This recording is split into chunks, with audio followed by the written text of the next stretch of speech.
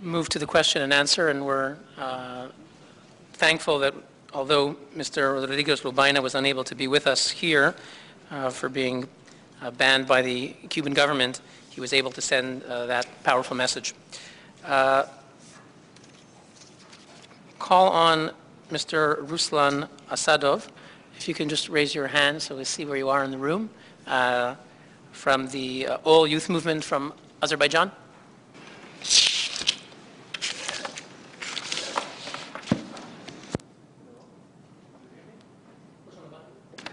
Do you hear me now? Hi, my name is Ruslan. I'm from Azerbaijan.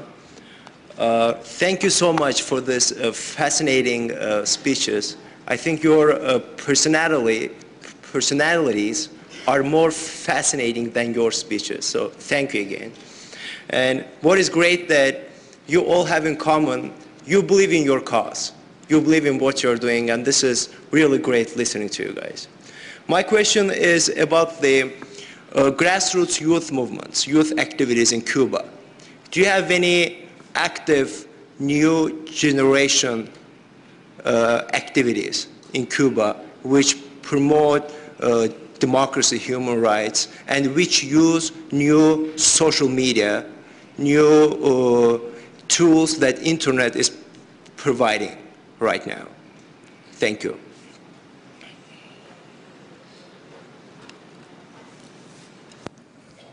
Es cierto. Yes, sir. In Cuba, there is an independent cultural movement. It's essentially run by bloggers and independent journalists. And for a while now, they have been working and running campaigns as a network. This is a movement that really has grown to an extraordinary extent. There are really significant personalities in the blogging world.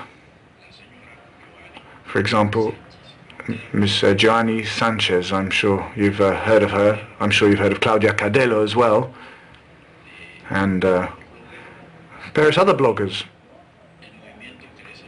The movement is growing all the time. We've labeled this a cultural movement. And really they're raising people's awareness. And step by step, they're really making progress. And I think we will see more and more people getting involved when the government allows more people to access the internet. Currently, the internet's very expensive. We won a battle to ensure that we could access the internet. It was a battle that lasted many years. But finally, Cubans were allowed to access the internet. Just as we were also allowed to access hotels. Previously, we weren't allowed to go to many large hotels in our own country.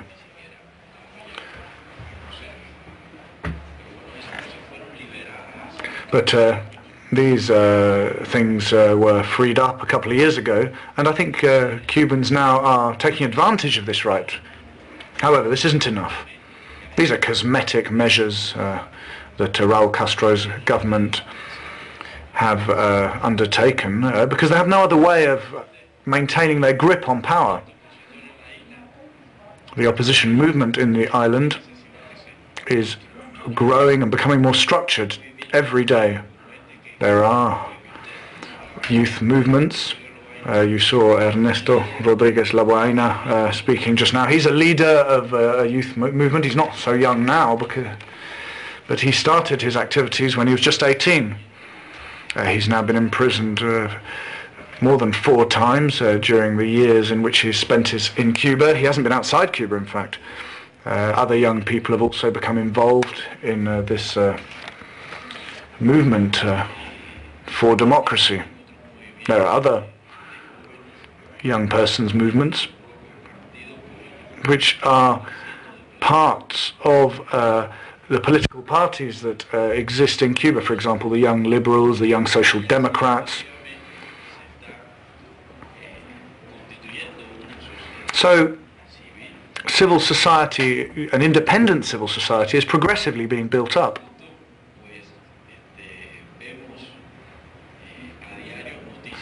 On a daily basis, we receive news from Cuba. For example, these opposition activists send out messages on Twitter and Facebook. I have a website or a page on Facebook. And the Citizens Project is also on Facebook, so I'm really in contact with them. I see their news, their information, their comments, their work all the time. There is another youth movement that I will draw your attention to. This is the underground trova movement. Hablar de una trova encabezada. There was a movement headed by Silvio Rodriguez and Paulo Milanés. This is a newer movement. And then another kind of movement along the same lines was born. And now we have the underground movement, which is really taking over from all these old movements. For example, they're not allowed to run concerts anywhere, but these young people organize concerts and they carry out other activities, and they really bring their message across. There's Fran Delgado's involved, he's a performer. Ron Delguia, who went back to Cuba just 2 days ago from Mexico. He was welcomed to Cuba by all the blogosphere, all young people here. They were all very enthusiastic about it because he leads a rock band as well that's very well known. I think young people are very, very significantly involved. It's very important that they should be. Thank you. Thank you. We have 3 questions on Zimbabwe, and we'll go in the order they were received. I'm going to ask first. Can you hear? That's okay. I'm going to ask first Kiara Jade Barnes, and then Paul Davidson, and then Edward Mortimer. So if Kiara Jade Barnes would raise her hand, and please ask your question, and we'll ask our friend from Zimbabwe on the panel to address it. We'll take the 3 questions first. You push the button. Make sure you push the button before you speak. Thank you very much to the panel speakers for their fascinating and important presentations. My name is Kiara Barnes, and I am a South African national who's currently studying here in Geneva.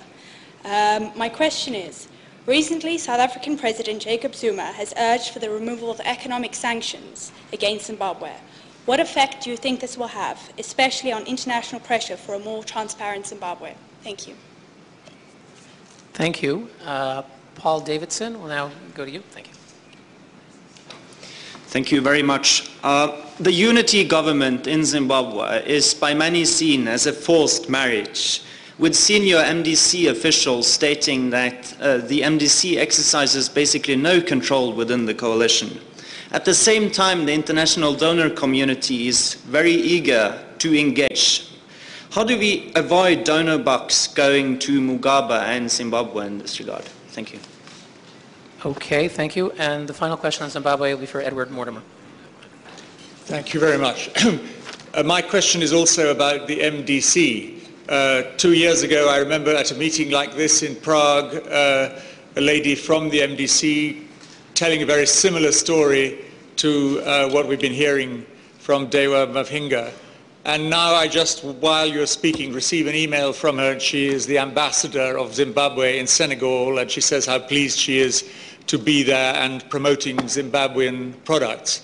What judgment should we make of this party? Have they simply become collaborators and fig leaves of the ZANU-PF dictatorship, or is it more complicated than that?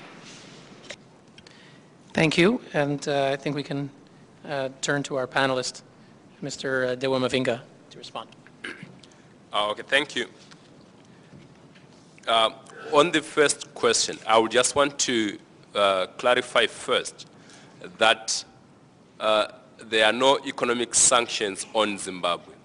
And President Jacob Zuma was referring to targeted asset freezes and travel restrictions that are aimed at about 203 individuals, Mugabe's inner circle, that is President Mugabe of Zimbabwe, and about 30 parastatals, government-owned companies that were directly controlled by ZANU-PF senior officials.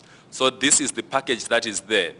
The discussion around these so-called sanctions is misplaced because these measures have no effect on the people of Zimbabwe as ordinary Zimbabweans, but these are being used as a political bargaining chip by ZANU-PF. ZANU-PF is presenting them as economic sanctions when in fact they are not. They are simply asset freezes and travel restrictions. So for President Zuma, I think the focus should be on the power-sharing government implementing what they agreed to under what they call the global political agreement, implementing fundamental reforms, human rights reforms, ensuring that there is an end to impunity, bringing to book all those people responsible for violating human rights in Zimbabwe. I think that's the core focus that President Zuma should be pursuing, and not the shopping sanctions. On the question of international donors eager to re-engage with Zimbabwe and how do we avoid donor money going to ZANU-PF and Mugabe, I think this is the challenge that is presented by the power-sharing government in Zimbabwe, that there is a perception of change or a hope that is received that things could be changing for the better. But the reality is that the security apparatus and President Mugabe are firmly in control of Zimbabwe. And in terms of how to avoid money going to the wrong hands or being misused, international donor money, the proposal from the MDCA, from the Finance Minister Tendai Biti, has been that his ministry should completely oversee all donor funds, and also that there should be what they called a multi-party donor trust fund, into which money would be allocated, which would be administered by the main UN agencies operating in Zimbabwe, together with the Ministry of Finance, which is controlled by the MDC. That way, they hope to minimize the opportunities for ZANU-PF to misuse money available from the international donor community. But the position really is that money should not be channeled to central government for as long as the military is in control and for as long as President Mugabe is effectively in control of the country, but should go through this multi-party donor trust fund. On the question of the MDC joining this government, whether they have become collaborators or fig leaves for ZANU-PF dictatorship, the challenge is that at the top level of leadership, the reality is that there has been some form of cohesion and collaboration to some extent, which has led to this negotiation, which is not democratic, which is not founded in democratic principles, that you go to an election, you have a credible, accountable, and free and fair election that gives you a leadership. What we have now is a negotiated settlement. But the thing and understanding among Zimbabweans is that it should be transitional. It should lead to, it should facilitate the creation of the right and enabling environment, such as coming up with the right electoral management system to lead to a new, fresh, free and fair election in which we would have a decisive winner and in which the outcome would be accepted by all the parties. But I think where the MDC is failing to deal with this issue is their inability to address the military. Because in 2008, the MDC was the decisive winner in the elections, but there was no transfer of power. So the challenge really is on how to ensure that in the event of a win of elections by the MDC, there is a peaceful transfer of power and not a repeat of 2008 where there was a bloodbath and serious violence to retain ZANU-PF in power.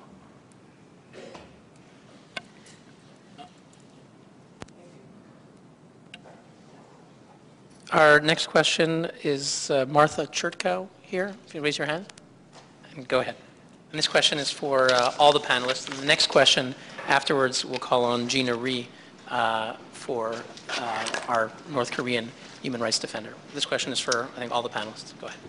Thank you, everybody. My name is Martha Churko, and I'm from Montreal, Canada, and I'm here on behalf of the European Union of Jewish Students. And my question is regarding the parameters of international involvement. I can say that we all, as human rights activists, agree that there has to be some involvement on the part of the international community, but I know that I'm skeptical regarding the effectiveness of mediating with murderers and negotiating with the regimes in power. So I was wondering if you could comment on what you believe should be the parameters of international involvement, whether should we be pursuing policy of isolation or engage in pressuring, and which is most effective in your particular cases. Thank you.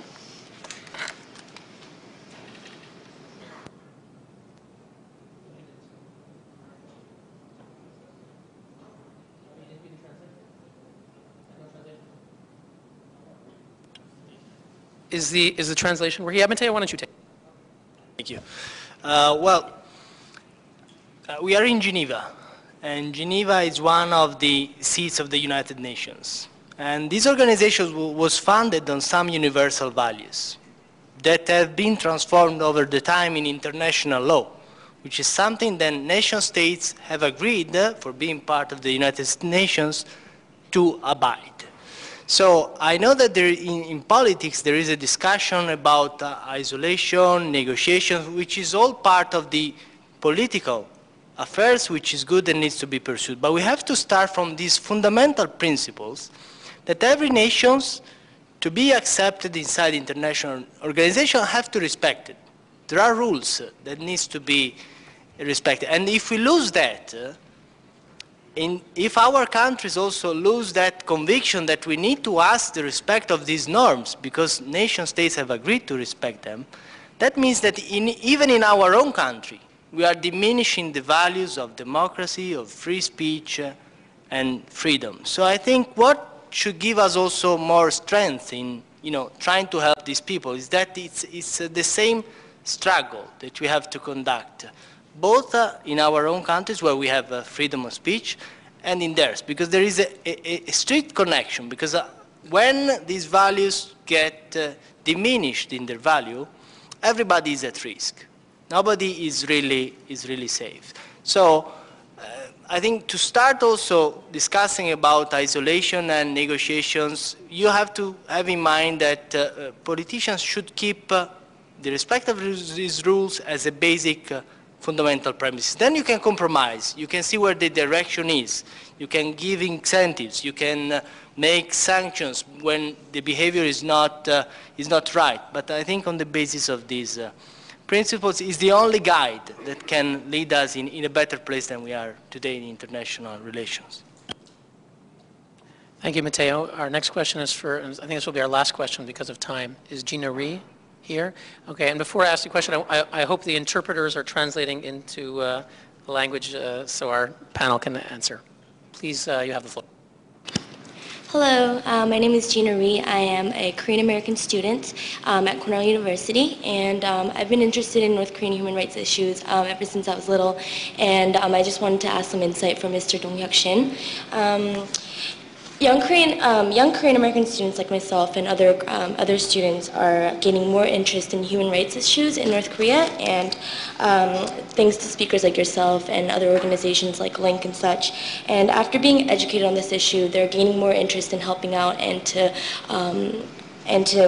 promote this issue, and also be able to gain more insight and to be able to help out financially or advocate and such. But students feel often discouraged that they cannot do much financially or even have the political power to do anything. And I was just wondering if you had any insight for the students who are passionate for this cause but are unable to make a difference in this issue, and how we can help in any way.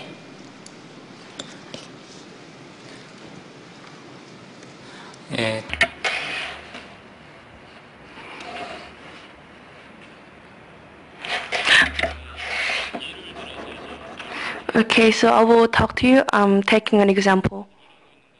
So now I am working in an organization that is called LINK, L-I-N-K, based in the States. So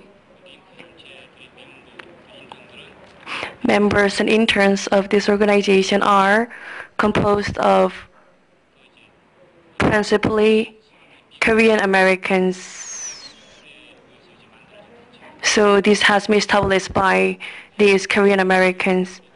So if you look at the activity of this organization, it is primarily focused on helping the refugees from North Korea that are coming to the States, United States or Korea, South Korea, to bring them safely.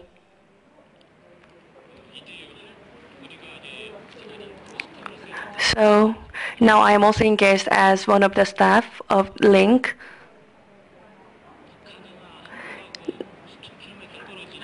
So say the United States is far away from both South Korea and North Korea.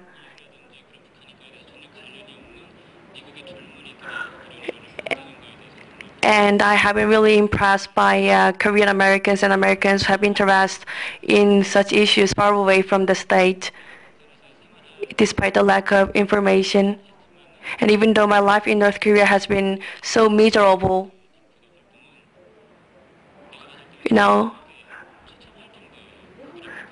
so in retrospect, I can understand the miserability of North Korea better.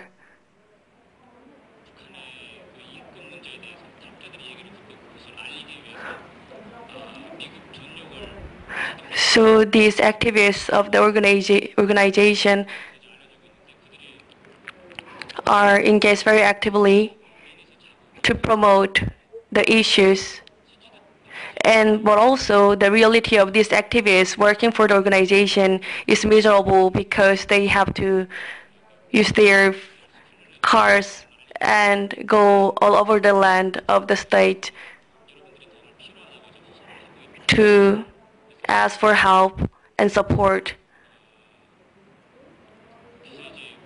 So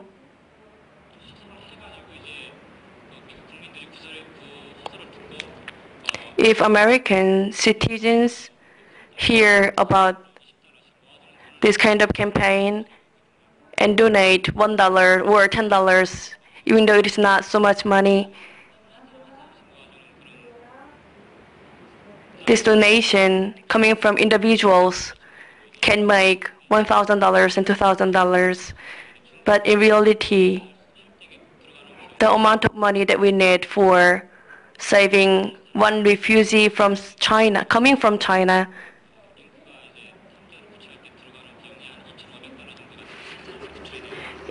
amounts to $2,500 to save one refugee coming from North Korea through China to the States. So the staff and interns of the LINK work in a very difficult situation, sleeping in their cars and in order to save these refugees. So after saving these refugees and receiving them in the state, I have seen these staffs and interns of the organization scream with joy. It's not that they expect a huge amount of money. It only starts from $1 or $2 and $10 coming from individuals.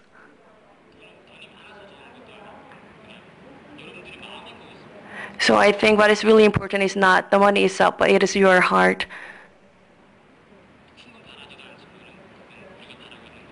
So what I expect is your sympathy and your support.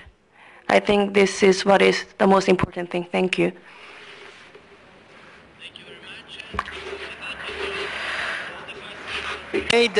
And first of all, thank you to all the panelists, and especially also thank you to UN Watcher, the organizers of this summit, because we know that not far from here there is another summit with the governments taking place discussing about human rights, and unfortunately many of the people who will speak here will not able to speak there. So at least we hope to complement with some information something that I think is really important for the international community to hear, but so many times is forgotten. So thank you, and the panel is closed. Thank you.